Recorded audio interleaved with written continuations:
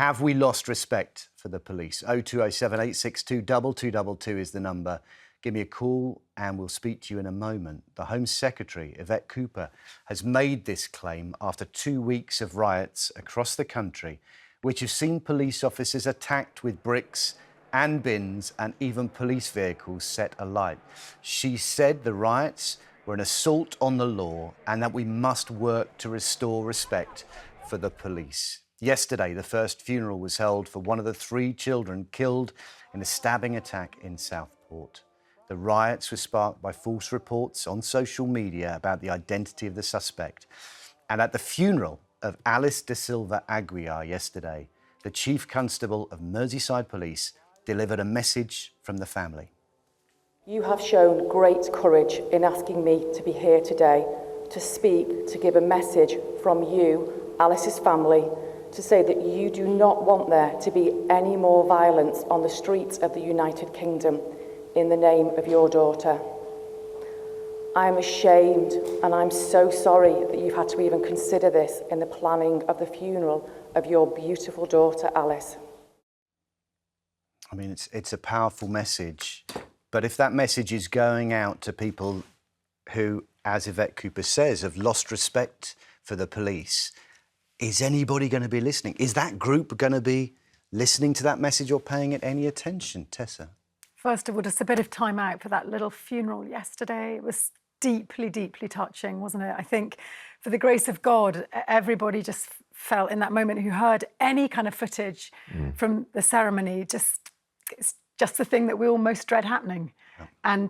And we have to hold on to that horror that happened, and in no way does that exempt what then subsequently unfurled across England and Northern Ireland. But I do think we have to look at this in the broader context. We have underfunded the police for decades. We have assailed and criticised them from top-end politicians, including our former Home Secretary, Suella Braverman, down. We've seen countless number of reports reminding us the police themselves are far from perfect. Remember the Louise Casey report that came out last year? 12% of women in the police force have complained about being harassed or aggravated by their own staff. So there is a drip, drip, chipping away at the morale and the reputation of the police. This was like a bath, which was eventually going to spill over, and that is what happened. It was like the tipping point, the straw that broke the camel's. And that doesn't forgive those who assaulted the police and who don't respect the rule of law. But I think we need to remember everything we put out into the public domain grows legs, becomes reinterpreted and hardens and crystallises. And look what happened last week. I don't agree that it's down to the politicians, but I would accept that we have lost respect for the police. And I think there's a number of reasons why people have lost respect for the police. And that is, most people's interaction with the police is usually when there is trouble. The police represents Was forever trouble. thus. Pardon? Was forever thus. That's always been the case. Not necessarily, it hasn't. And I think that some of the policies that we've created in the past have created a them and us situation. It shouldn't be that the only time we engage with the police is when there's a problem. If I was in charge of the police, one of the things I'd make mandatory, whatever the rank you are, you have to do once a month on the streets, interacting with people.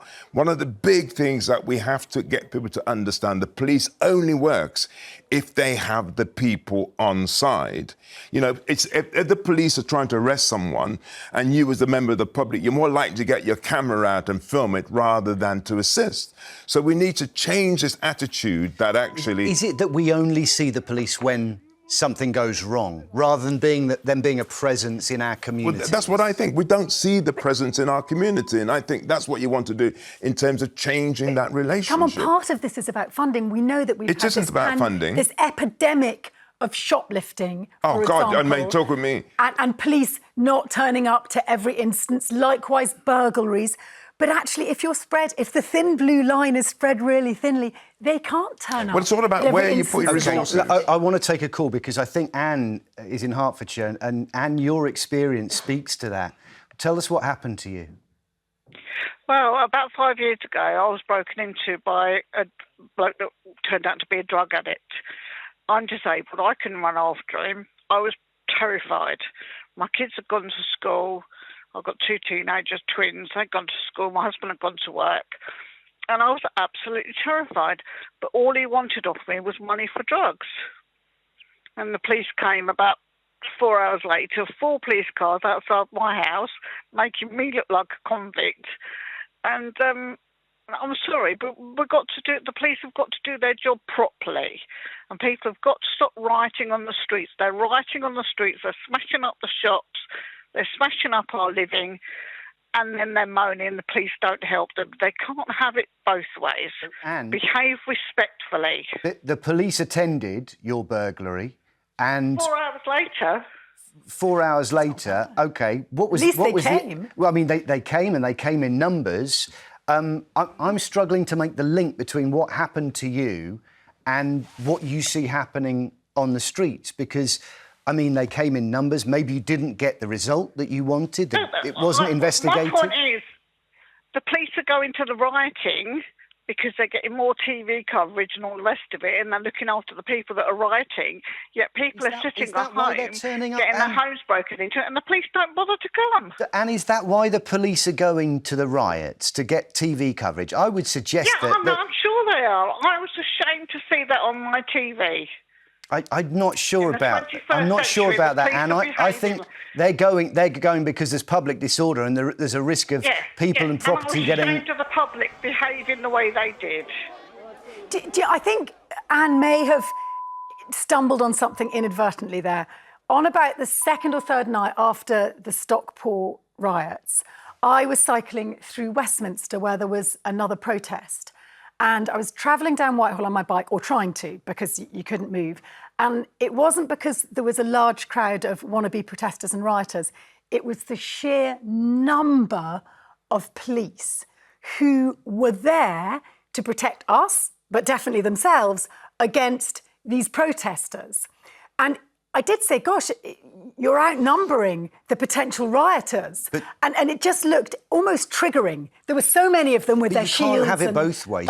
If lives are at risk, and we've seen over the last couple of weeks, a hotel where they tried to set a hotel fire. That's what the police are there. The risk to life is there, and that has to be a priority over a burglary once it's finished and they've left the scene. I understand, and what you're saying is reasonable, and you are a sensible individual, and I concur. But in that moment, when I was walking down Whitehall, and I saw this sort of rather tragic raggle of, dropouts. I mean, most of these rioters, if you look, they come from the poorest areas. They've got cul-de-sac lives. And it just looked like, wow, I could see that might be a bit triggering. But writing is like every day. So you can understand that when you have a situation like you have to have numbers there. What Anne was saying. I'm going to have to cut you off now, because we've got to go to the break, but we're going to pick this up after the break, where we take a load more calls.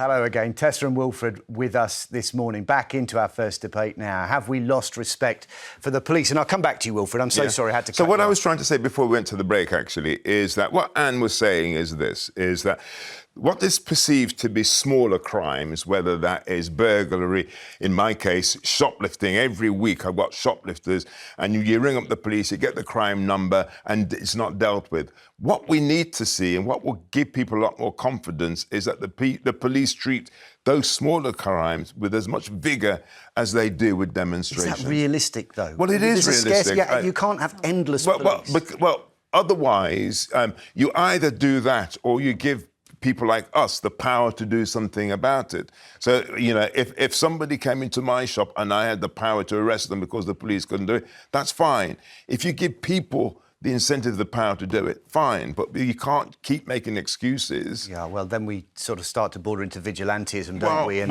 very hard to legislate for that. OK, I want to take a call. Tom's in Essex. Tom, what do you think? Have we lost respect for the police? Is Yvette Cooper right? Absolutely not. I'm desperately disgusted at the Home Secretary trying to pinpoint the riots in Southport as an act of violence against the police. The police, that was the effects of the problem which lay beneath, which is chiefly of racism and of immigration. They were the two topics which lay beneath the tip of the iceberg. 90% was to do with immigration and less to do with racism. There were genuine concerns amidst the vast majority of British people who see that there's nothing wrong with limitation on immigration because it feeds upon our I may feel strongly public about services. Tom. I may feel strongly about immigration. It doesn't allow me to throw bricks at a policeman. Absolutely. And justifying that I'm and not saying- excusing it, I'm not justifying that. on that Please, basis please. is not okay. I'm not justifying at all. But I'm saying is beneath that, it exposed the genuine concerns that are still there, which the government and the Home Secretary is not addressing. I'm really And Tom's disgusted. right there. Tom, look, I have to say... I'm disgusted. Tom, I'm supporting you here, actually, because what I think, Thank you. you're right, that there is some underlying problems that we need to address. And in fact, there's a genuine frustration. There's a frustration that the government is not doing anything about the things that concern people. But there's also a genuine frustration about their lives.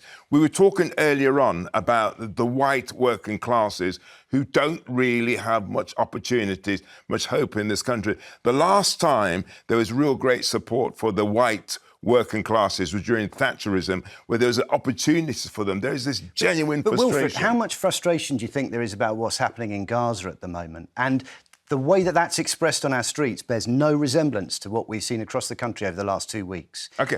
If people may feel frustration about things, we have a democratic process in place to allow them to do something. No one is about saying that you should go out and to be violent, be riots, but it doesn't mean you cannot look at the underlying causes. Sometimes we forget the underlying causes, and I think this is the opportunity. I've got to discuss profoundly that. disagree with you and with Tom. This was partly against the police because we drip-fed the idea dating back to the hate marches and different sections of people being policed differently at Armistice time last year, the idea that the police were again those people protesting about immigration, and what was meted out on the streets speaks to that. 200 police officers assaulted, 93 in the Merseyside police force alone. I don't think people hate the police. They see the police being a barrier to the thing that they're frustrated about. I think they've got the idea, some of the rioters, that they're policed differently. OK, I want to take some more calls, guys. Kathleen's in the West Midlands. Kathleen, is what we've seen over the last couple of weeks proof of what Yvette Cooper says, that we've lost respect? I do think people have lost respect, but what I'm saying is there's not enough police anyway, and they are spread quite thinly. Also, what people tend to forget, that they are human beings. I could not imagine myself having a brick fire thrown at me. They stand up and they have that, and they never know if they're going to be killed or what. We also forget the good things that the police do. We take some years ago, there was 2 police women killed. They attended a call at someone's house, and that person shot them. There was also a young woman killed with the Libyan, I think it was the Libyan hostage scene. It's some years ago now, but we forget that the police also do good things, and we also forget that they are human beings at the end of the day. The problem and how is... much can a human being take? Yeah. I mean, I think they're brilliant to be able to stand up to that, because quite frankly, I would have just run away.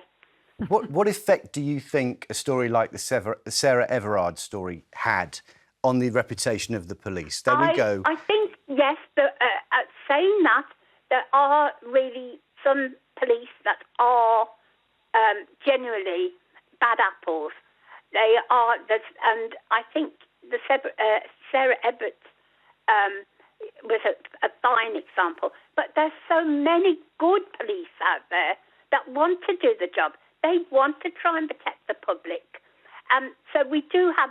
I'm not naive to know that there is some police that are bad apples, and those definitely need rooting out. OK. But then a lot of the police are good police, just trying to do a job, trying to protect the public the best way they know how. They haven't got enough money. They haven't got enough police, even though government are saying that they're putting more policemen on the streets. So, yes, as I say, there are some bad apples, That we know. Kathleen, thank you so much for your call. We're going to take another one. Christine's in the West Midlands as well. Christine, have we lost respect for the police? Oh, good morning, everybody. No, I don't think it's so much that. I just don't think there are enough of them. I think we should have our local police stations back because ours has gone, and I think a lot of them have gone. We need more bobbies on the beat.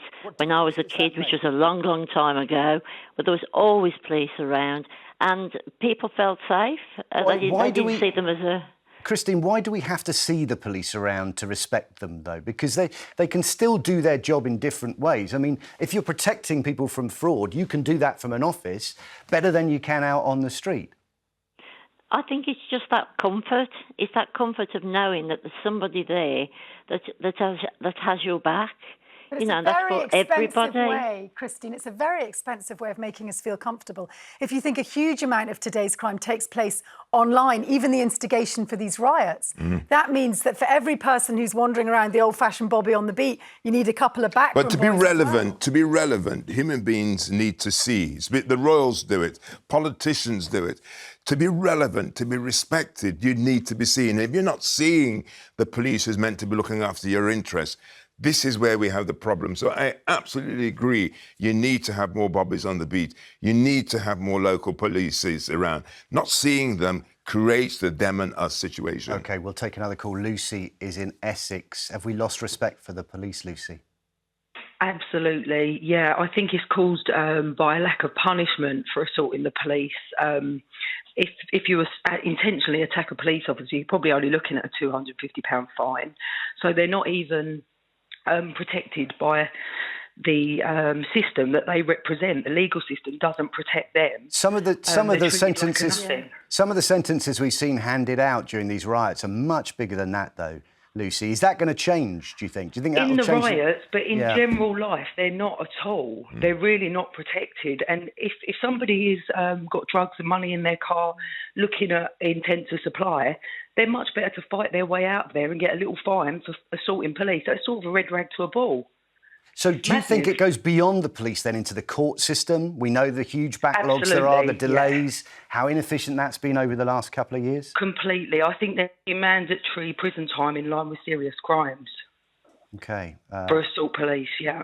OK, well, listen, you know where Yvette Cooper is. I'm sure you can find her on Twitter. Give her a shout, Lucy, and let her know your thoughts. Thank you, Lucy. Thank you for all your calls on this.